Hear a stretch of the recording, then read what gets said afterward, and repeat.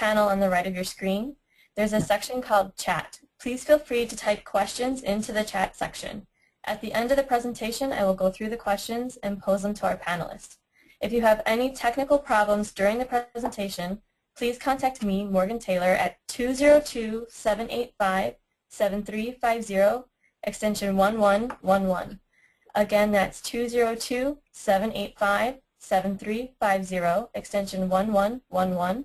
I will write my contact information on the chat at the right of your screen. And now over to Deborah Santiago, COO and Vice President for Policy of Excelencia in Education. Good afternoon, everyone. Thank you so much for taking time out of your busy schedules to join us for this quick webinar. Our hope is to give you a little bit of an introduction to Examples of Excelencia and go over the process for nominations for the profile itself and a little bit of detail about the selection process involved, and then see if we can answer some questions you might have or give you some pointers as you think about a nomination and, more importantly, the profiles to submit for Examples of Excelencia in 2015. We made sure to reserve some time at the end so we can really engage, so I hope you'll take a little bit of time as you hear the presentation to posit some questions for Morgan to share with us overall. Let me just go ahead and get started. So Examples of Excelencia is the only national effort that recognizes programs and departments with evidence-based practices of accelerating Latino student success. For us, it's really important. When Saita Brown and I started Excelencia 10 years ago, now 11 years ago, I should say, we knew that the foundation of making sure we met our mission of accelerating Latino student success was really predicated on what was happening in institutions and communities every day across the country. We kept hearing such negative and deficit-based perspectives and rarely heard things that were working and making a difference that were really intentionally serving Latinos.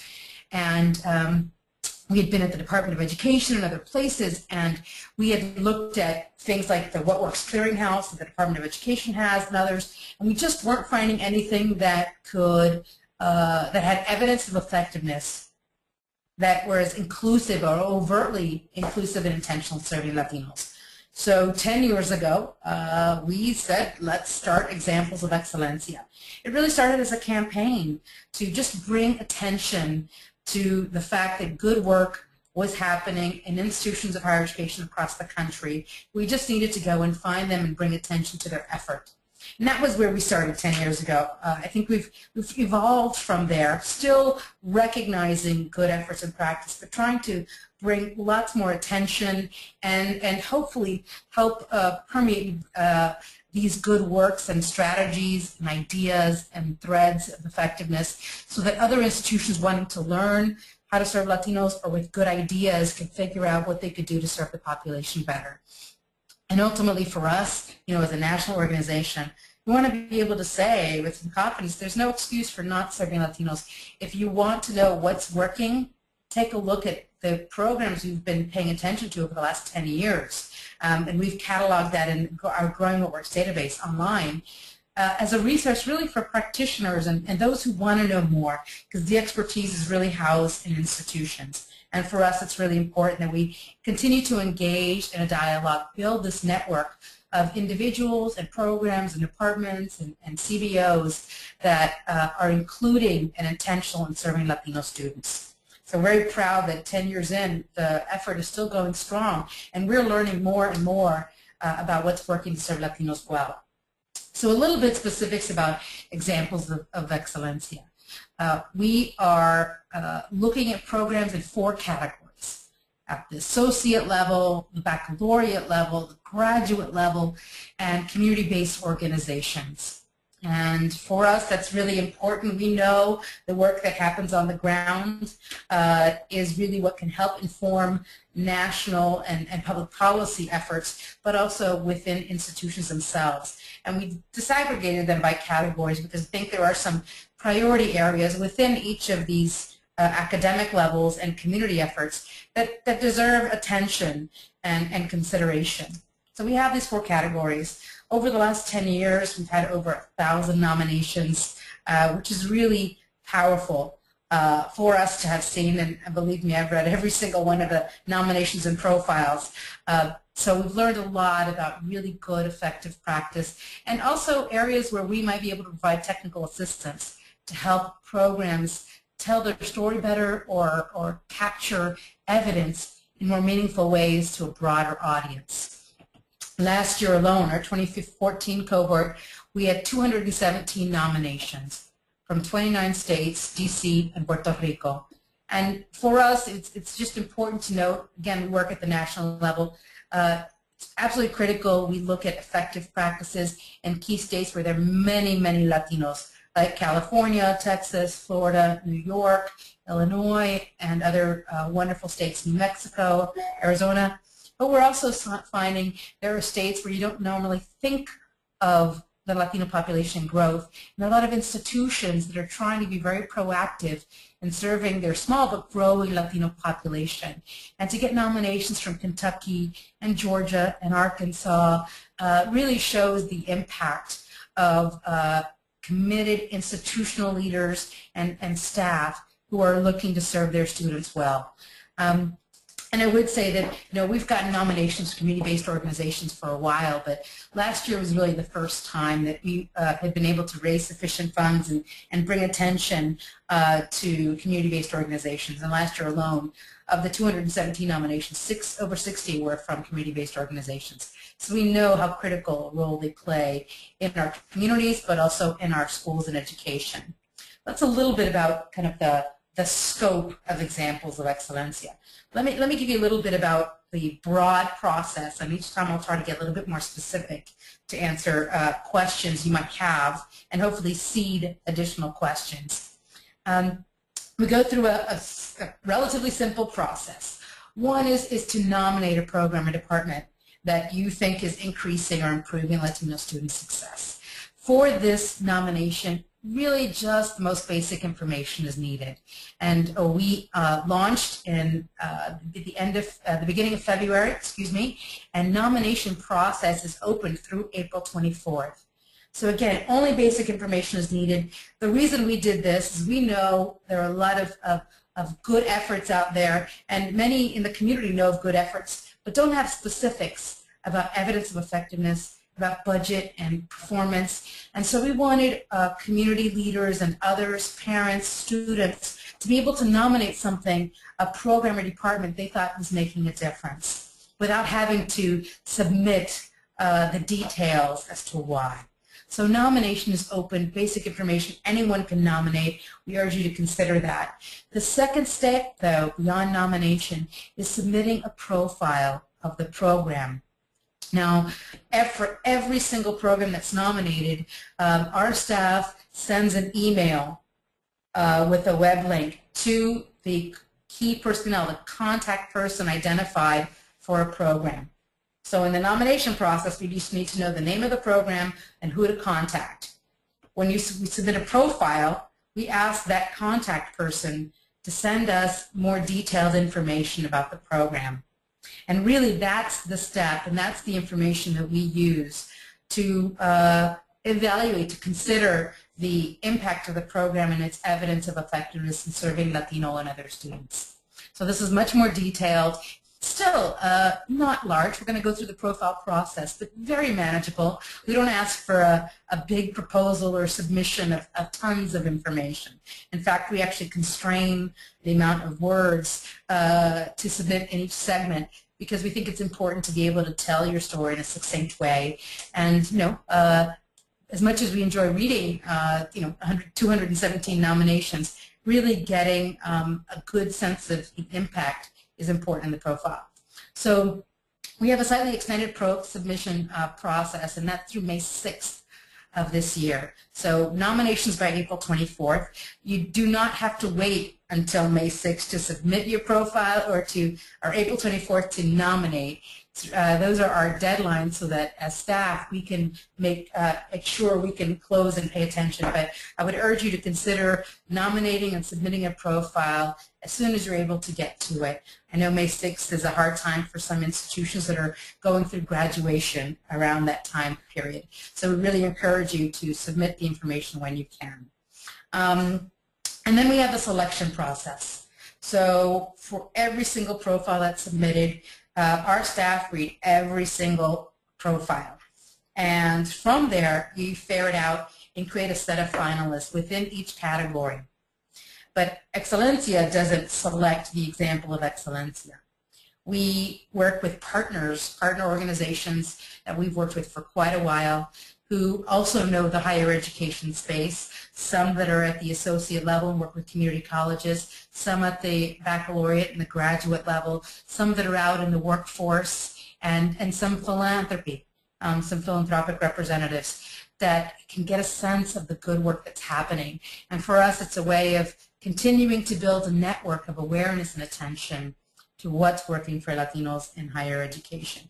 It is that external selection committee that will read the list of finalists and their detailed information, and they will select the example of Excelencia for 2015 in each of the 4 categories. Our hope is that we will have that entire process done by July, and that we'll be able to send out information for those that we've asked to serve to be finalists or honorable mention or others in that time frame, kind of July, August time frame. So just a little bit of sense of the time frame taking place. Now, we could focus on many different issue areas, but in the work Excelencia has done heretofore, we've seen these components as really important. So we ask that every profile submit under one issue area. Just makes it easier for us to understand the program and that's being nominated and what its intention is in serving its students well.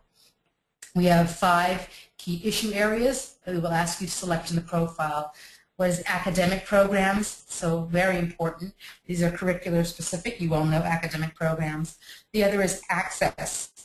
It's important that we know while access is improving for Latinos, that we're paying attention to the strategies and efforts, the outreach and connections and partnerships involved in increasing access for Latino and other students. Transfer, we have a large number of Latino students who enroll at community colleges or 4-year and want to transfer back and forth through institutions. So are there effective evidence-based practices that are facilitating a transfer process for Latino students overall? Retention, we know that as our enrollment numbers have increased for Latinos, that retention becomes increasingly important. Does your institution have strategies for retention of your students and evidence that those strategies, those programs are working effectively for those who are being served? And the 5th area is support services. And this can be a wide range, and we know that within institutions that the efforts and services that make the most difference for students might vary a little bit, but by and large, understanding the profile of Latino students we serve can really guide the kind of support services that are in place. And for us, these categories are essential, not just to share with other institutions and what's working, but also as we think about public policy and how we can help tell the story of effective institutional strategies at scale. In our work and is in scale in public policy. So consider these 5 issue areas as you think about what you're doing in your institution or your community-based organization that relates to student success in these categories. Back to a little bit about the takeaway, and this is hopefully some incentive, not just that you're doing good work and get recognized nationally, but how we're trying to bring not just attention but resources to effective practices. So there will be 4 examples of Excelencia, one at each of the 4 categories that we had articulated. We fundraise to make sure that every example of Excelencia, these 4, receive a $5,000 contribution to do with as you will. There are no stipulations on Excelencia's side as to what you do with the contribution. And while modest, we know that it can have a powerful impact. And for us, it's in part putting your money where your mouth is. If we believe these programs and practices are important, it's important for Excelencia to be able to invest in the effort and show that it makes a difference. We know that works for our students, let them know they're valued and they're supported, and we believe programs and departments that are making a difference need that as well. Second, we want to bring additional attention to the effort. We have every year a workshop, Accelerating Latino Student Success Workshop. We bring together a network of individuals, staff, program, faculty who are committed to Latino student success as part of all they serve, and can have a real, we hope, critical and rigorous conversation. We would bring each of the 4 examples in to present a panel discussion about what they're doing and why it's making a difference for their students. We hope this is an opportunity to learn from each other, gain new ideas, in a kind of a good, safe space where we're talking about Latino students in a very intentional and critical way. And we also provide support for those who are recognized as examples to participate in our Celebración de Excelencia, the celebration of excellence. It's a great cognate. You don't have to know Spanish to know what that means. It's a kind of a recognition event where we bring attention to these programs and departments, CBOs, at a national level. Will be held here in Washington, D.C. So we'll bring you to Washington, D.C. so that congressional staff, national organizations, fellow institutional leaders and participants are able to see the work that you are doing and learn from it. So we do try to find ways to bring people here and bring attention to their efforts. It's not just the examples, though. For the finalists and honorable mention, we narrow it down to about 20 programs or so of finalists, and then we have a smaller group of honorable mention. I'll go into a little detail of how we distinguish between the categories, but we also try to bring recognition to the finalists and honorable mention. Often we prefer to not have to select the example of Excelencia as an organization, because most of the finalists could just as easily have been the example. There's just so much really good work out there. So we want to bring finalists to D.C. as well, to Washington, D.C., to leverage awareness and attention for your efforts, as well as honorable mentions. So we create annually a compendium of what works for Latino students in higher education. If you've not seen it before, I hope that you take a look online for previous years. It's very succinct, just a one-pager for each program, and we highlight the key personnel because we want this to really be a network of engaged individuals who are sharing with each other, learning from each other, and that from whom we're learning to make sure we know what works for Latino students. So these programs, not just the examples, but the finalist and honorable mentions are included in the compendium.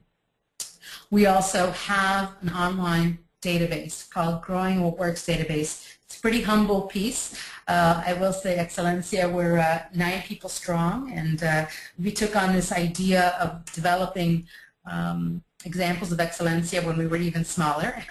But we figured if a small organization can take on to bring national attention to efforts across the country, we needed to stay true to that and built a database where it's completely free and available online.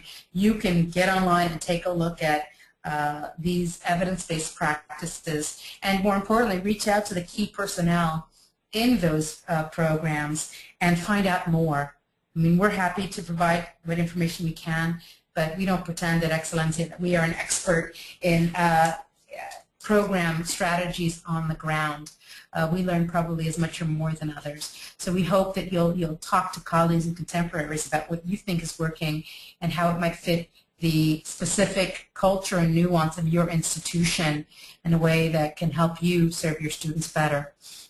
And we also do provide discounted registration to the workshop because we think we want to keep this engagement going. It's great to be recognized as the example of Excelencia in a category, but don't want to undermine or underestimate the value added of talking to contemporaries about what you think is working and bounce ideas and metrics and strategies off of them. So we try to make that as open and supportive as possible. Hopefully I'm not speaking too quickly. I know I have a tendency to do that, but I want to talk a little bit about the process, the profiles.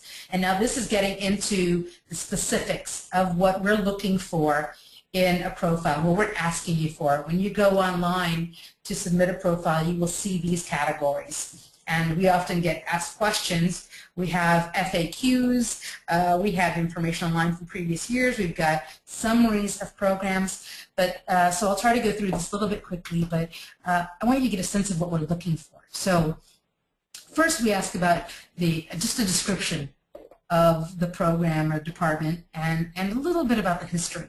Now, as I had shared earlier, we do put a word limit for this, and it's not that we're trying to constrain your voice. It really is an exercise in finding ways to tell the story of your work in a succinct manner. And we know, certainly at the national level, with many funders as well, the clarity and brevity of what you're trying to do can have a powerful impact. And so we do put a word limit on all these things that we're sharing with you, but we hope it helps you zone in on exactly what it is you're doing and what we need to be paying attention to in reviewing your work. So, again, I guess it's self-explanatory. We want to know a little bit about the program. We want to know the purpose. What's the intention? What is it that you hope to accomplish? And what's the history of effort? Is it something that has just started? It's been in place for many years. What's the impetus? Why did you develop this program? And how is it serving the students that you've identified? And I will say here, I don't think any of the programs that have been nominated in the past have only or solely served Latinos. But amongst the students they've served, they know how Latino students are performing as part of the whole.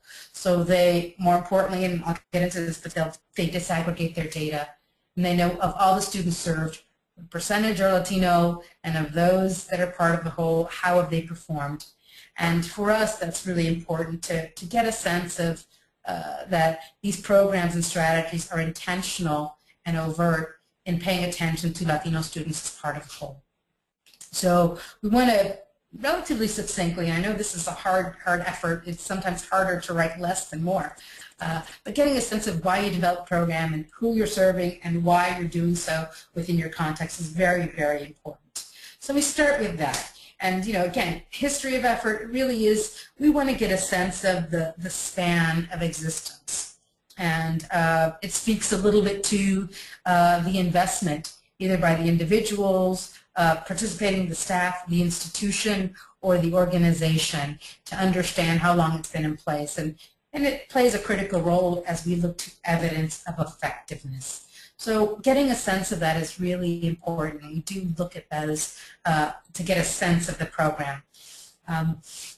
We also ask about program staff and budget. And again, now here's a more succinct word limit. Again, we know this isn't enough to capture the whole story, but it is important. We really want to get a sense of the structure of the program and the costs involved. We're not necessarily looking at a cost-benefit analysis or looking at students, but a big question at scale and a big reason of looking at what works is to consider what might be replicable, what might be scalable. Now, we don't identify any program as best practice, and in part because we don't have the evidence of effectiveness to say with reliability that this is replicable and scalable. We do think, and we know that the evaluation involved would cost about as much as the program implementation itself. So we're just trying to get a sense in this section of the numbers of students you serve, the staff that are employed there. What does it cost to run your program? And what are your staff members doing? Key pieces. Doesn't have to be everything. Okay? And I would say that, as we do look at issues of leadership. Those involved don't have to be Latino by far, but the sense, do we have faculty involved? Faculty are important. The staff that are new to the space or have had experience in the space. And we're looking at these just to get a handle on a little more detail about the program. Next, we ask about goals and mission, and a little bit more word limit space here. We really do want to know how structured, how articulated is your effort? Is your program tied to the mission of the institution or the organization? Do you have goals for the program that are consistent with the program description, what we see going on. For many of you, the answer is of course, but sometimes you'd be surprised how often we get mission and goals for a program that aren't consistent with the program description. And I think this can be helpful to you. And the other is, how does the mission or the goal of the project link to student needs and what you're doing in your program and effort? So, whereas earlier before we were just looking a little bit at the need analysis, why you've put the program in place, this is really how does it link to the students that you're trying to serve. And then here's the kind of the critical part. We've given you hashtags, but I'm going to give you examples as well. So the evidence of effectiveness, at the end of the day, looking at what data, qualitative and quantitative, help you make the case for your program and department to make a difference. How do we know it's making a difference? It's not just because you've shared with us.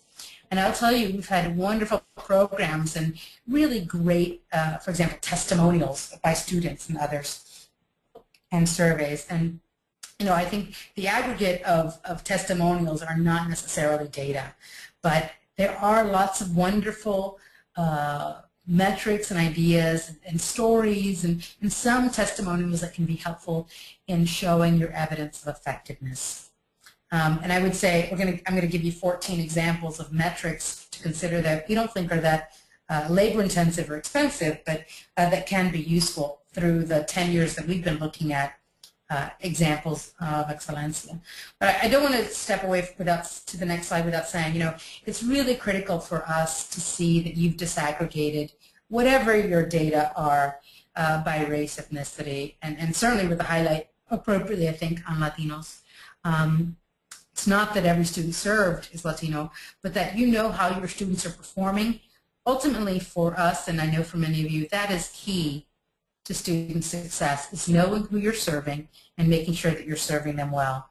And your ability to disaggregate data tells us a lot about your intentionality and your ability to be inclusive. So here are some examples of metrics that over the last 10 years we've seen have been helpful as evidence of effectiveness. So we've looked at pass rates, students who've participated and stay in the community after they've graduated, pre-post tests, so before and after treatment or participation in your program, students who have advanced in case if you've done things on a track basis, the participation of students overall, their retention rates, dropout rates, and maybe the amelioration of dropout rates, completion rates, graduation rates, and these are not all the same things, and not all are appropriate to all of the programs for consideration. If you're focused on access, for example, looking at graduation rates might not be appropriate. That's not where you focused your energy. You really are looking at the increase in the number of students who have actually enrolled or who've persisted from one semester to the next. So, depending on the services provided, there are different metrics that would be appropriate. Looking at students' GPAs, we've had a lot of good programs that can say students who participated in the program versus those who did not, and looking at GPA is something that can show for academic programs the potential of value added. And for a lot of our graduate programs, it is important, while the numbers they serve tend to be a little bit smaller, that these students who participated are getting some experience and exposure in participation in national conferences or getting financial awards or support from the community or other organizations or institutions. So, for us, there isn't one size fits all, and I really urge you to consider what evidence are appropriate for the programs you're providing. These are not an exhaustive list. There are others. We tried to fit on the slide as many as we could. Please do consider for your efforts what evidence you have that your work is making a difference for the students that you're serving. I wanted to get into, I hope that this is helpful to you. A little bit more about the selection process. That was just the profile process. Those are the categories and what we're looking for to help tell your story. The selection process itself, and this is transparent, when you go in to nominate and fill out your profile, we say overtly that these are the some of the criteria we're looking for, okay? The piece I just walked you through is the detailed. But overall, we are looking for the size and need for your program. We're looking at any kind of record of improvement, especially as it relates to Latino students. We're looking at evidence of impact. We are looking for leadership that's committed to accelerating Latino student success. We're looking for, if is there a network, either within an institution or a CBO or in the community, that's supporting the students and the efforts that are taking place? And is there some component in the services that integrates a student's experience and navigation between their families, the education, the communities, and work and they're doing? We're not looking for a program that has all of these per se, but I would say if I had to really identify the most critical areas where we are paying attention, these are the kinds of things we're looking for within programs that we think are making a difference. I had mentioned that in addition to our finalists, that we also have an honorable mention category. And for us, as Examples has grown, we've found many wonderful programs, in some cases some Title V or HSI programs that are only a year or two in, but are already showing some significant improvement or something that's very innovative.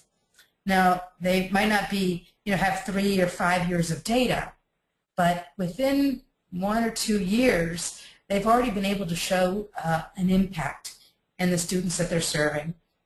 And we really want to bring attention to innovation and what is making a difference. And so we created this category of honorable mention.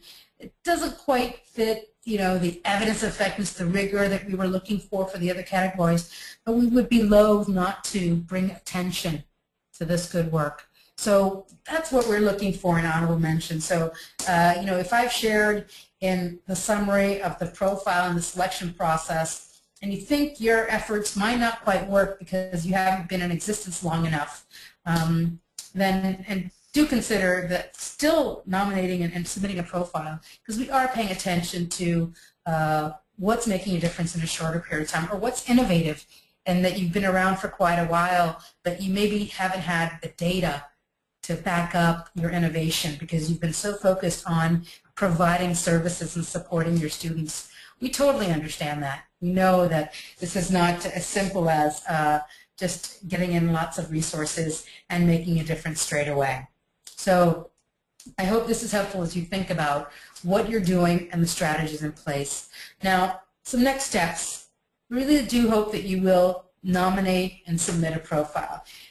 It's really important. You don't have to nominate to submit a profile, but if you really want to be considered, you have to submit a profile. But it's great if you can go through the two-step process. You can nominate your own program, absolutely fine. There's not a problem at all with that. We just want to give an opportunity for people to share good effort that they are wearing in the community. But please do consider doing that. The dates we've mentioned are April 24th for nominations. There's closing there. And after that time period, we only will accept profiles, and that is through a little bit later, through May 6th for profiles before we get the process. Also thinking about bringing awareness to Examples. Maybe there are other programs and you have contemporaries that need to know more, not just about the 2015 Examples, but also about this effort. Maybe you have colleagues that are learning about Latinos for the first time, or looking for new ideas, or contemporaries in institutions and CBOs that they can learn from. So, this is our commitment to creating a network and a community of common cause. So consider using some social media efforts to let people know about your work, about Examples of Excelencia, about the opportunity that's created here. We know there are so many more practices than even we capture in our given efforts. Next, I want to make sure and let you know that you should hopefully save the date. Hopefully you'll submit a profile, and we'll move forward. But don't want to forget, we don't have the exact dates nailed down. We will within a couple of weeks. But we're looking at September, probably. September, offset of early October, but September 2015 is when we're going to have our events, our Celebración de Excelencia and our ALAS workshop, Saturday Latino Student Success Workshop.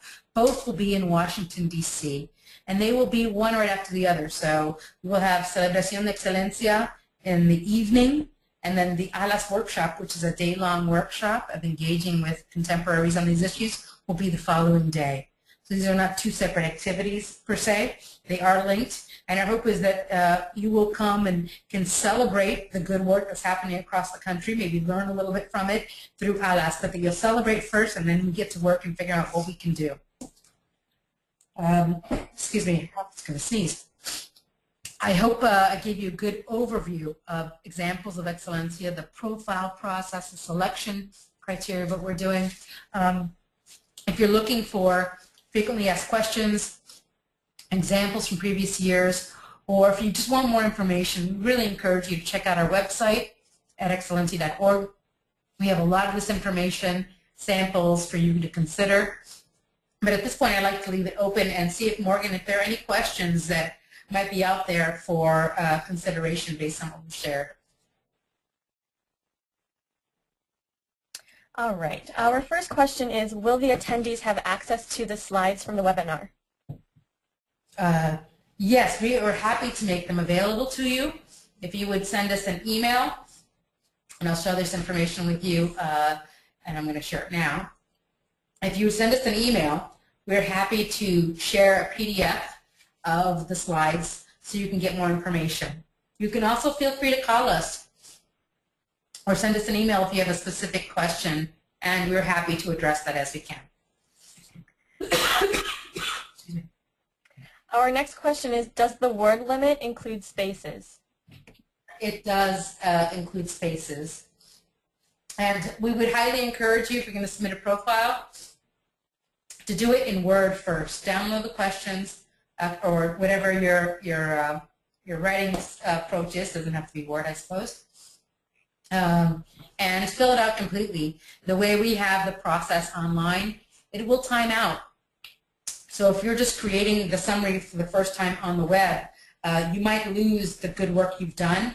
So highly encourage you to use your own word processor to put it together, cut and paste as you need to, and when you're ready to submit, make sure that everything is included, and you will know that your submission has been successful because you will receive an email from us acknowledging receipt.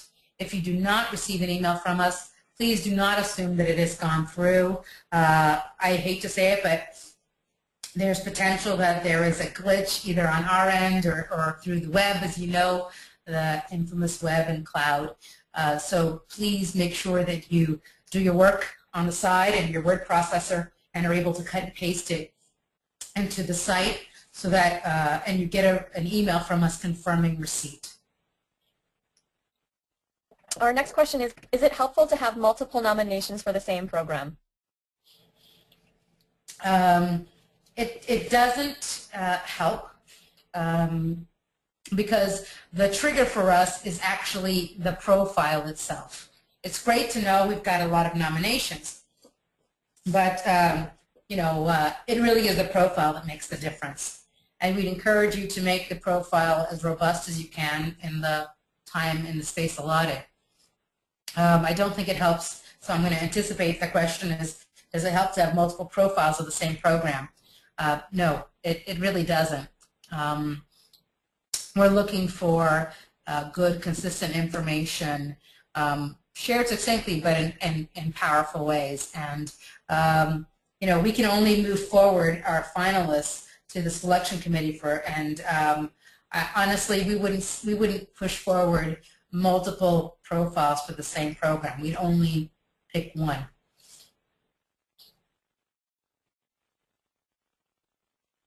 Our next question is, can tables and charts be used? So, no. Tables, yes, I should say. The challenge, I'll just be honest about that, the challenge is cutting and pasting it into the web version of the profile. I love the way the tables look. As a data nerd, I love tables, but you're constrained to the same limited space.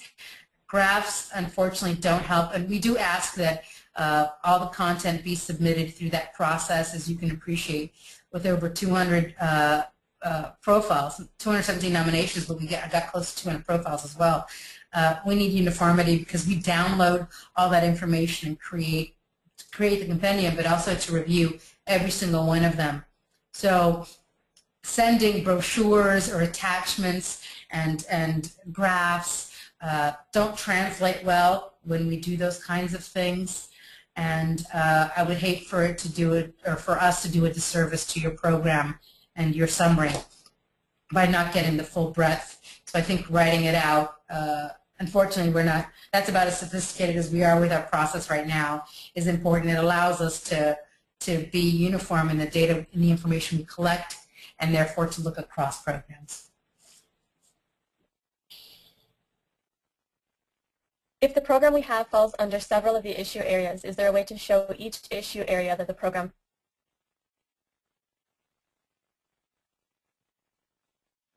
So, good question. I can imagine there would be and we have had academic programs that also focus on access, or academic programs that also address transfer, or student support services address the academic programs. I think in your description we will see that detail, and it makes complete sense to us. The intention of putting issue areas was not to have them in isolation, but it really was to try and catalog for us to be able to better understand how to take a look and how to group them. I would highly encourage you to select the issue area you think is the most appropriate, or the one that brings the most attention to your good work. And we don't further subset the reviews by issue area within category, but it is a helpful guide for our reviewers and others to see the issue area. So I'd encourage you to pick one and then feel very comfortable in your program description to articulate how it might capture more than one issue area. We would expect that to be the case.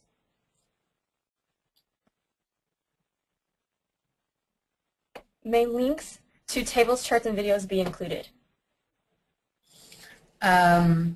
Yes, they can be included.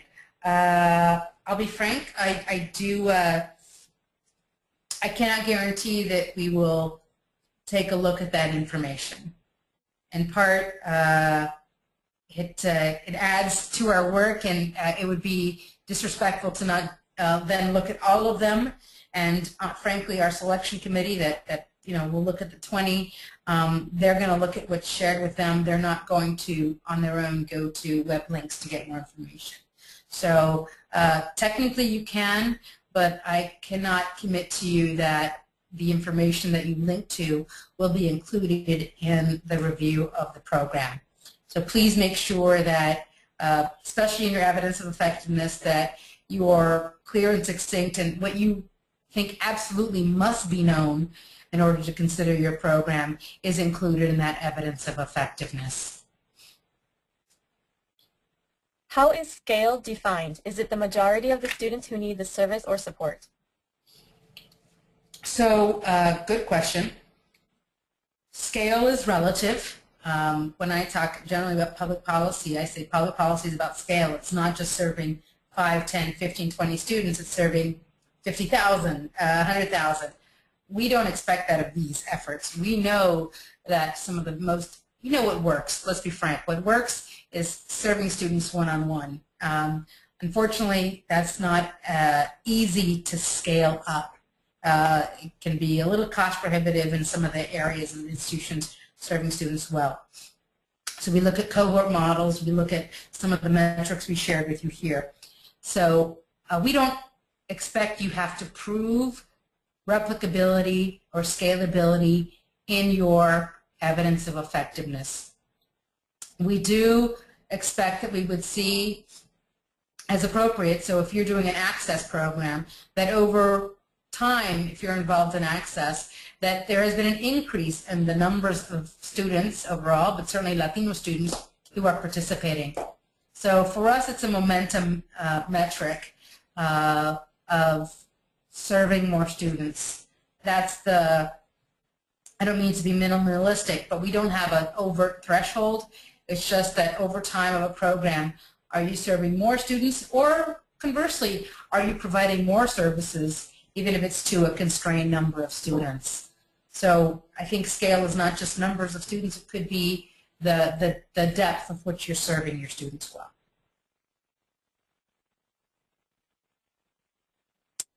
Can we focus on first-time in-college students, or must we look at... Morgan, I'm sorry, I didn't get the last part of the question. Can we focus on first-time in-college students, or must we look at Latino students college-wide? Absolutely do not have to look at Latinos college-wide. The focus for you should really be the program that you are nominating. This is not a recognition of the entire institution.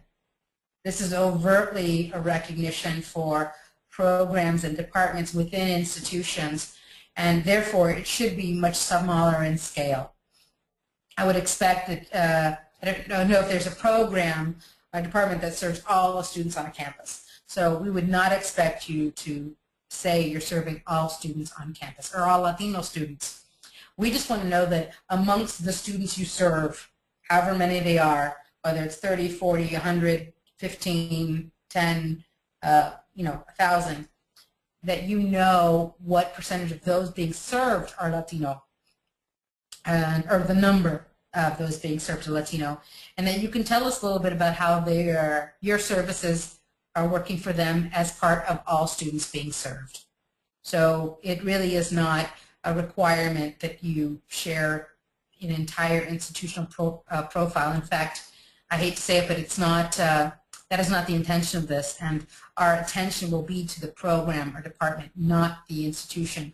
Although we, invite the entire institution to celebrate.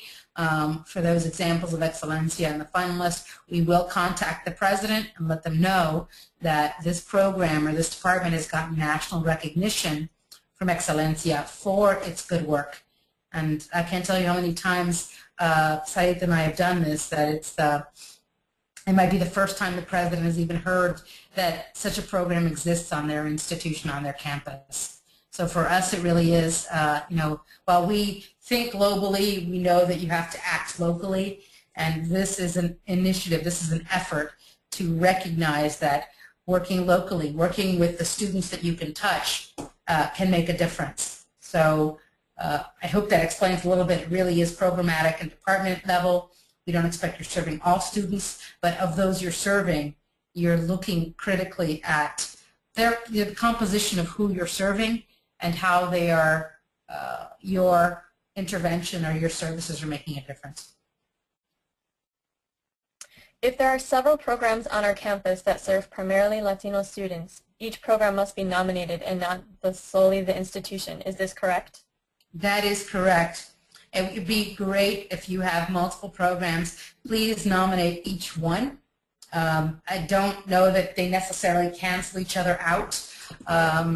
Please know that as we keep track of them, that's why we know how many nominations we've had. That's why over the last 10 years we have so many programs in our Growing Works database. We try to find multiple ways to bring attention to them. And we know each program is different. So it's absolutely acceptable for an institution to submit more than one program for consideration.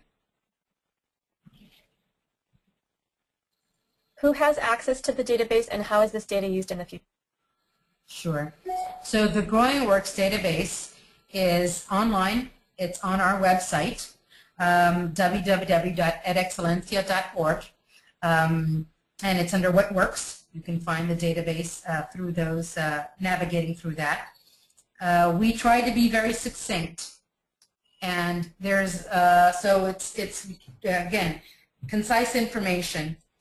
We provide maybe 4 or 5 data points that have been shared with us from the program as to its evidence of effectiveness, That's included in the database. And then key personnel. And we have staff on our end who every year and continually are reaching out to make sure the key personnel are still associated with the program, are still active, and if not, who they are. We've also gone through our database and make sure we give the opportunity for programs to update their evidence of effectiveness. The idea behind the database is only as good as it's used. Therefore, we try to be succinct so we could bring some attention. We tag the programs in the database by those issue areas we articulated in a way to make it a little bit easier for those who are thinking about how to serve Latinos or their students by issue area. For some institutions, looking at access and outreach is their critical component. For others, it really is transfer. So you can index that way. The only data there are data that are shared by the programs and departments that are in there. So we believe that's public because it's shared with us and we include it in the compendium. I will say for the database, it is not archival. So unfortunately, there are some programs that, despite their evidence of effectiveness, have no longer are in place. Or we've also found they're good institute programs that have been institutionalized because they've been able to really show evidence of effectiveness, and the institution has chosen to integrate it. And that's a powerful success, but the program is no longer in this database, not because it's failed, but because it's now been mainstreamed into the institutional practice and strategy. So we've been tracking that as well, and hope to have information to share with the broader public about good institutional strategies that have been institutionalized to serve all students better. That's what you'll find in the database. As I said, it's open and free to anybody who wants to use it. If you'd like to update information you have, that's great as well. But it's our way of having a point where those who have questions and want to find out what's working can do it. And honestly, adding your program, if you have evidence of effectiveness, is something we'd be more than honored to do, which is why we're pushing through this process to know what's working and what's your evidence of effectiveness. Deborah, we have one final question, and it is, are there any restrictions on how the $5,000 award can be used, and is it awarded directly to the program or to the institution to decide? So, great question. Excelencia has no criteria whatsoever in how those resources are used. It's up to the program or department. In most cases, it does not go to an individual, so I will say that. It goes to the program or department. Often it goes to the institutional foundation. If a specific program has its own source of revenue and has its own bank statement or submission, that's acceptable. Most, I think 95% of the time, it goes either through an institutional foundation or it goes to the institution.